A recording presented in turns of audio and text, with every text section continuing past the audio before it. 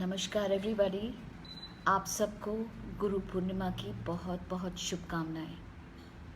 आप सभी के गुरुज आपको अपना आशीर्वाद बनाए रखें, आपको एनलाइटन करते रहें और सदा आपके मन में बसे रहें, यही मेरी शुभकामनाएं हैं।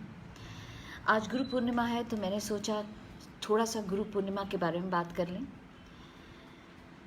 गुरु कौन होता है, सबसे पहले तो ये जानना बड़ा ज़रूरी है दोस्तों कि गुरु होता कौन है। वैसे तो हमको स्पिरिचुअली इनलाइट करते हैं उनको भी गुरु कहते हैं, जो हमें एजुकेशन में या हमारे एकेडमिक उसमें इनलाइटन करते हैं उनको भी हम गुरु करते हैं।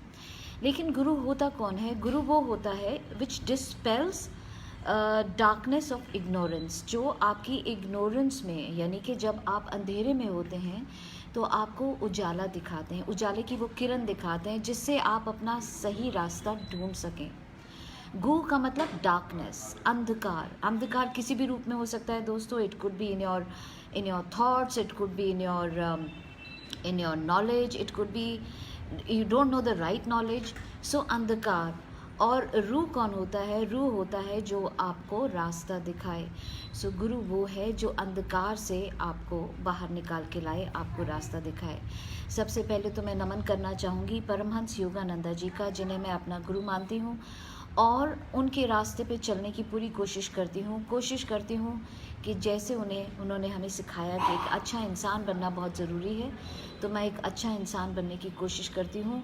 और अगर मुझे लगता है कि मुझसे कहीं किसी का दिल दुखा, तो कोशिश करती हूँ कि मन ही मन मैं माफ़ी भी मांगूँ, चाहे अगर मैं माफ़ी मांगने की कोशिश कर रही हूँ। तो हम बात कर रहे थे कि गुरु कौन होता है। तो सबसे पहले तो मैं आपको बताना चाहूँगी कि गुरु यानी कि हम उसको भगवान का रूप मानते हैं, और भगवान GOD गॉड और ब्रह्मा विष्णु महेश, इन तीनों शब्दों से भगवान का नाम बना है।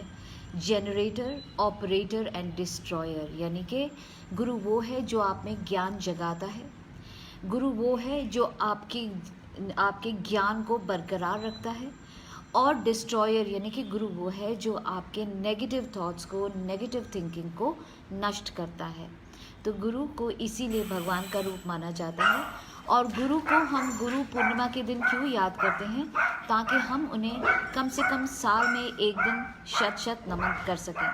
अब आप पीछे बैकग्राउंड में इतना शोर सुन रहे होंगे दोस्तों, वो शोर इसलिए है क्योंकि शायद दरवाजे पे कोई आया है, और जो मेरे बच्चे हैं वो बहुत शोर मचा के बताने की कोशिश कर रहे हैं कि दरवाजे पे कोई आया है। थोड़ी सी डिस्टर्बेंस, बहुत हैवी टॉपिक, लेकिन कोशिश करूँगी कि मैं अपनी बात आप तक पहुँचा सकूँ। पहली चीज़ तो ये कि गुरु में और टीचर में फ़र्क क्या होता है। गुरु और टीचर में बहुत फ़र्क होता है दोस्तों। गुरु वो होता है जो हमेशा आपके साथ रहता है, दिन रात 24 घंटे आपके मन में रहता है, आपके साथ रहता है। आप उसकी तरफ अपनी प्रॉब्लम्स को लेके टर्न कर सकते हैं। गुरु वो होता है जो हर किसी टॉपिक पे बात कर सकता है। आपके अंदर जो भी सवाल होगा, हर सवाल का जवाब आपके गुरु के पास होता है। गुरु कौन होता है? गुरु वो होता है जो आपकी ना सिर्फ professional but even personal life की हर मुसीबत को समझता है, जानता है और आपको बाहर निकालने की कोशिश करता है। गुरु वो होता है जिसकी कोई बाउंड्रीज़ नहीं होती, उसके लिए शब्दों की ज़रूरत नहीं होती। गुरु आपकी हर बात को समझता है, महसूस करता है। और गुरु वो होता है जो आपके सभी डाउट्स को क्लियर कर देता है। आपके मन में कोई डाउट्स नहीं रहते। हालांकि अगर हम टीचर को देखें तो टीचर्स खुद कहीं ना कहीं से नॉलेज लेके आए हुए होते हैं और स्पेसिफिक सब्जेक्ट्स पे बात कर सकते हैं, हर वक्त आपके साथ नहीं रहते हैं और कई बार डाउट्स क्लियर भी नहीं कर पाते क्योंकि शायद उसकी उनको नॉलेज नहीं होती। तो गुरु वो होता है जो कि एक आपकी 24 आवर्स आपके साथ रहता है, आपको समझता है। मैं एक छोटा सा उदाहरण देना चाहूँगी। मेरी एक स्टूडेंट अभी आई है, अंशु। मैं फेसबुक लाइव हूँ और आज गुरु पूर्णिमा का दिन है, तो मैंने सोचा कि मैं सबसे बात कर सकूँ। अंशु मेरी स्टूडेंट जो अभी मिसेस अर्थ के लिए गई थी और डायरेक्टर्स स्पेशल चॉइस का अवार्ड लेके आई हैं। आज वो मुझसे मिलने आई हैं, तो मैं अभी 2 मिनट में 2 मिनट में उनसे बात करूंगी। और तब तक मैं बात कर रही थी गुरु पूर्णिमा के बारे में। तो मैं आपसे 2-3 कहानियों के रूप में अपनी बात बताना चाहूँगी कि सबसे पहले तो ये कि गुरु ने अपने एक स्टूडेंट को बहुत खुश होकर उनको एक मिरर दिया, एक शीशा दिया और उनसे कहा कि ये मेरा तुम्हारे को आशीर्वाद है। तो वो उसने शीशा लिया और वो सोच रहा था गुरु ने मुझे शीशा किस लिए दिया, अभी क्या है शीशा के बारे में, आप यहाँ आ जाइए बेशक बेटा। तो गुरु ने ये शीशा मुझे क्यों दिया, बड़ा सोच में पड़ गया। तो ऐसे देखते देखते उसने ऐसे पलटा तो गुरु की तरफ ही शीशा हो गया और उस शीशे में उसने देखा कि गुरु के मन में क्रोध और मोह माया सारी भावनाएं भरी हुई। बड़ा हैरान हो गया, जिनको मैं गुरु मानता हूँ उनके मन में ऐसी ऐसी बातें।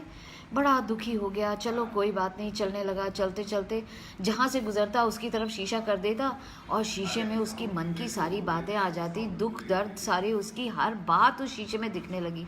कई दिनों तक शीशा हर एक की तरफ घुमाता रहा, घर में भाई बहन इस उसकी तरफ सबकी तरफ शीशा घुमाया और देखा सभी के मन में कितनी नेगेटिव थॉट्स हैं। बड़ा परेशान हो गया और एक दिन परेशान होकर वापस गुरुजी के पास आया और गुरुजी ने दूर से उसको देखा कि वो आ रहे हैं और गुरुजी ने उसको बुला के बोला कि भाई मैं जानता हूँ तो मेरे पास क्यों आया।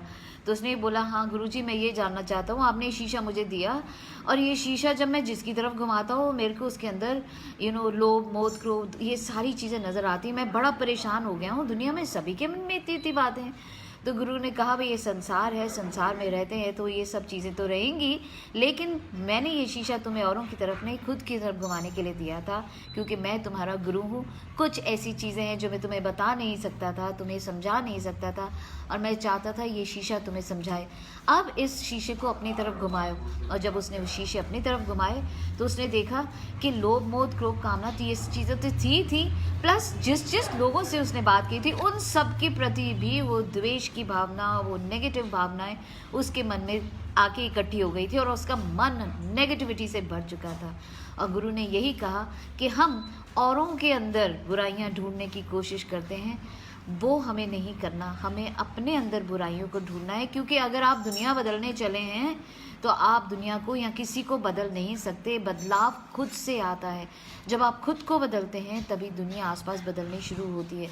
तो इट्स वेरी इंपॉर्टेंट कि उस गुरु की इस बात को हम ध्यान रखें। औरों के अंदर झांकने से अच्छा है हम अपने अंदर झांकें, हम अपने अंदर ढूंढें कि मेरे अंदर क्या बुराई है, मुझको किस चीज़ से बाहर निकलना है। और जब आप उन चीज़ों की तरफ ध्यान देंगे तब आप उसमें से बाहर निकल पाएंगे। और यही गुरु का काम होता है, वो आपको एनलाइटन करने की कोशिश करता है, समझा कर, प्यार से, डरा कर, धमका कर, ताकि आप अपने अंदर से उन नेगेटिविटीज़ को हटा सकें। एक और बड़ी खूबसूरत बात याद आई दोस्तों कि एक बार नारद जी विष्णु भगवान से मिलने के लिए गए और विष्णु भगवान ने बड़े आदर सत्कार से नारद जी को खिलाया पिलाया और जैसे ही वो जाने लगे उन्हें लक्ष्मी जी को आवाज़ लगाई और उनको बोला कि जहाँ नारद बैठे थे उस जगह को आप जो है गाय के गोबर से धो के और उसमें गंगा जल डाल के अच्छे से धो दो। नारद जी सब अभी निकल ही रहे थे, उन्होंने ये बात सुनी और वो वापस आए और बोले आपने मुझे इतना सत्कार दिया और मेरे जाते ही आप कह रहे हैं कि इस जगह को गंगा जल से धो दो। तो उन्होंने कहा हाँ वो इसलिए क्योंकि ये जगह उसी इंसान के लिए है जिसका कोई गुरु होता है, और जिसका कोई गुरु नहीं होता मैं उसको ये मानता हूँ कि वो अशुद्ध है। तो उसने बोला अरे बाबा तो फिर आप बताइए कि मैं क्या करूँ, मुझे भी गुरु चाहिए ताकि अगली बार जब मैं आपके पास आऊँ तो मैं शुद्ध होकर आऊँ। तो उन्होंने कहा ऐसा करो धरती पर जाओ और जो आदमी तुम्हें सबसे पहले मिले उसे अपना गुरु मान लो। उसने कहा ठीक है, और वो धरती पे पहुंचा और सबसे पहले उसको मिला एक मछुआरा जो मछली पकड़ता है। और उसको देखकर, उसकी हालत देखकर सोचे ये इसको तो खुद कुछ नहीं पता, ये मेरा गुरु क्या बनेगा। वापस दौड़ा दौड़ा गया विष्णु भगवान जी के पास और उनको बोला कि किसको मैंने गुरु बना लिया, वो तो एक मछुआरा है। उनको बड़ा गुस्सा आया विष्णु जी को और उन्होंने बोला क्या बात कर रहे हो तुम जाओ वापस, वो तुम्हें बहुत कुछ सिखाएंगे, तुम उनको अपना गुरु मानो। वो फिर गया और वो कुछ पूछता रहा लेकिन मछुआरे से उसे जवाब नहीं मिला और उसे लगा कि मैं गलत गुरु के हाथ में पड़ गया हूँ। फिर वापस गया और बोला कि मैं तो उसे गुरु मान ही नहीं सकता।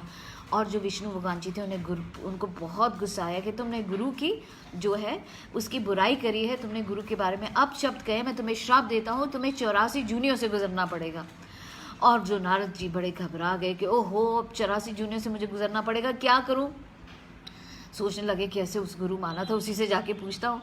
भागे भागे गए अपने गुरु जी के पास और उनको बोला कि मेरे को विष्णु जी ने ये श्राप दिया है कि 84 जूनियों से गुजरना होगा, अब आप मुझे बताओ मैं कैसे छुटकारा पाऊँ। तो मछुआरे ने कहा बड़ी आसान बात है, तुम विष्णु जी को बोलो कि 84 डायग्राम्स धरती पे बना दे, उसके बीच में बैठ के ऐसे गोल लौट जाओ और तुम 84 जूनियों में घूम गए। और जी नारद जी बड़े खुश हुए, वो विष्णु जी के पास गए और उन्हें बोला कि भाई आप 84 ये जूनियाँ बना दो, मैं बीच में लेटता हूँ, गोल घूम जाता हूँ, मैं 84 जूनियों में से घूम गया। तो यही चीज़ विष्णु जी ने उसको कहा कि देखो तुम्हारे ही गुरु ने तुम्हारे को छुटकारा दिलाया मेरे श्राप से 84 जूनियों में से घूमकर। तो गुरु वो होता है दोस्तों जिसके पास आपकी हर प्रॉब्लम की जो है समस्या का हल होता है, और हमें उन्हें ध्यान से सुनना चाहिए। गुरु जो भी कहे उसके पीछे कोई ना कोई रीज़न ज़रूर होता है, क्योंकि गुरु वो लोग होते हैं जो इनलाइटेंड होते हैं। गुरु वो लोग होते हैं जिनके पास एक्सपीरियंस होता है, जिनके पास समझ होती है, तो उनके पास। और गुरु को आप नहीं ढूंढते, गुरु खुद आपको ढूंढता है। जब आपको सही गुरु की ज़रूरत पड़ती है तो खुद ब खुद आपके कदम ऑटोमेटिकली गुरु के द्वार तक पहुंच जाते हैं। और गुरु को आप जब मान देंगे, सम्मान देंगे, उन्हें समझेंगे, तब आप उनकी बातों को अपनी ज़िंदगी में उतार पाएंगे दोस्तों। और मैं ये भी मानती हूँ कि वो लोग, मैं उन लोगों को भी अपना गुरु मानती हूँ जिन लोगों ने मुझे धिक्कारा है, जिन लोगों ने मेरे बारे में भला बुरा कहा है, भला तो नहीं बुरा कहा है, जिन्होंने मेरे रास्ते में पत्थर फेंके हैं, क्योंकि उनसे बड़ा गुरु शायद कोई नहीं हो सकता। जब आपकी क्रिटिक्स आपको धिक्कारते हैं, आपको नेगेटिव बोलते हैं, तो हमें बुरा नहीं मानना चाहिए दोस्तों। हमें ये मानना चाहिए कि उन्होंने वो शीशा आपको दिखाया जो कमियां आपके अंदर हैं, और जब आप उनके ऊपर काम करते हैं तो आप एक अच्छा इंसान बनते हैं। इसीलिए बुरा बोलने वालों को भी अपना गुरु ही मानिए। और चलते चलते एक छोटी सी कहानी और आज की आपको बताना चाहूँगी कि एक बार एक गाय जंगल में घास खा रही थी, और जब वो घास खा रही थी तो अचानक से उसे लगा कि दूर पेड़ों के बीच में से एक बाघ, एक चीता उसको घूर रहा है। अब वो घबरा गई कि ये चीता मुझे खा जाएगा। गाय जो थी वहाँ से दौड़ के भागने की कोशिश करने लगी, और जो चीता था वो भी उसके पीछे पीछे पीछे दौड़ा। अब गाय को कुछ समझ नहीं आया, कहाँ जाऊँ, चीता तो इतना तेज़ दौड़ता है। सामने ही एक उसको छोटा सा तालाब जैसा दिखाई दिया। गाय ने उसमें छलांग मार दी, और जैसे उसमें छलांग मारी, चीते ने भी उसमें छलांग मार दी उसको पकड़ने के लिए। अब उस जो तालाब था उसमें पानी बहुत कम था, लेकिन वो दलदल उसमें भरा हुआ था, और अंदर जैसे ही गाय ने छलांग मारी तो वो दलदल में फंस गई और नीचे नीचे धंसने लगी। और उसके बहुत पास ही जो चीता था वो भी छलांग मार चुका था, वो भी उसके अंदर फंसने लगा। वो कोशिश इतनी पास होने के बावजूद भी गाय को उसे पकड़ नहीं पा रहा था, और वो दलदल में दबता चला जा रहा था। और जब वो गाय दलदल में दब रही थी तो वो मंदी मंद मुस्कुरा रही थी। तो बाघ ने बोला, मौत इतने सामने खड़ी है और तुम मुस्कुरा रही हो, तुम्हें किस बात पे हंसी आ रही है? तो गाय ने कहा, मैं तो इस बात पे मुस्कुरा रही हूँ कि मुझे जानती हूँ कि मेरा गुरु आके मुझे बचा लेगा, क्योंकि मेरा तो एक गुरु है, क्योंकि मैं उसे याद करूँगी और वो मुझे बचा लेगा। तो बाघ ने पूछा, कौन है तुम्हारा गुरु? बोले, मैं अपना जो मेरा रक्षक है, जो मेरा मालिक है, मैं उसे ही अपना गुरु मानती हूँ। वही मेरी देख रेख करता है, वही हर वक्त मेरा ख्याल रखता है, वही मेरा गुरु है। मैं जानती हूँ शाम तक जब मैं घर नहीं लौटूंगी तो वो मुझे आके यहाँ से बचा के ले जाएगा। और बाकी ऐसा ही हुआ दोस्तों। शाम हुई, उसके मालिक ने जब देखा गाय लौटी नहीं तो आया ढूंढता हुआ, और बड़ी मुश्किल से हिम्मत करके गाय को उस दलदल से निकाल के ले गया। लेकिन गाय को तो निकाल के ले गया, लेकिन बाघ को उसने नहीं निकाला, क्योंकि उसे मालूम था कि अगर वो बाघ को बाहर निकालेगा तो उसकी ज़िंदगी लेकर प्रॉब्लम हो जाएगी। सो दोस्तों, जो आपका दिमाग है, जो आपकी बुद्धि है, वो है आपका गुरु, और जो आपका मन है वो है गाय, और जो नेगेटिव थॉट्स हैं वो हैं बाघ। तो जब आपके गुरु के थॉट्स आपको याद आएंगे, नेगेटिव टाइम में याद आएंगे, तब वो आपको दलदल से बाहर निकाल लेंगे। और कोशिश यही होगी दोस्तों गुरु की कि वो बाघ को उस दलदल से ना निकाले। तो आज के इस मौसम में, आज के इस खूबसूरत दिल्ली के मौसम में जहाँ रिमझिम बारिश हो रही है, मैं आप सभी को गुरु पूर्णिमा की बहुत बहुत बधाई देती हूँ। आप सबके गुरुओं को मैं नमन करती हूँ, अपने गुरुओं को नमन करती हूँ, नेगेटिव लोगों को नमन करती हूँ, और कोशिश करूँगी कि जो भी सीख मुझे मेरे गुरुओं से और मेरे क्रिटिक्स से मिले, मैं उसको ज़िंदगी में उतारूं। और चलते चलते मैं उन सभी लोगों का थैंक यू बोलना चाहूँगी जो मेरे साथ जुड़े। It's a long list. Thank you very much. Dinesh Bhatt ji thank you, Priya Sharma, doctor Richa Khurana, Gagan Bamota, Nand Kumar Jethwani ji, and Deepika Bhasin, Jacqueline Jindal, thank you for watching, Nishi Malhotra, Shubhandro Das, Arjun Agarwal, Arjun, nice seeing you here beta, Ritu Bhagat, and Roger Nair, Sanjana Sharma, Deepak Malhotra, Anshu Vishal Dhawan, she's watching live, sitting right next to me. Nirupma Gupta, thank you very much. Vartika Ajmani, Durga Chetri, Neha Rajgaur, Fatima, Neeraj Bedi ji, and many more. Neena Gulati, Avtar Grewal, Ritika Singh, Prashant Lal, Bhavna Gandhi, Komal Manocha, Pihu Chauhan, Kanwar Manjeet Singh ji, Moolchand Dadhia, sorry अगर मैं आपके नाम को miss pronounce कर रही हूँ. Thank you very much for watching.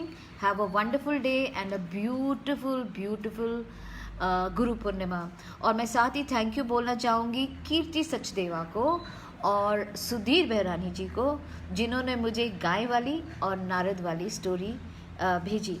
और thank you to everyone. और अब वक्त आ गया है मेरे स्टूडेंट को मेरा टाइम देने का. Thank you very much for watching. All the very best. Bye.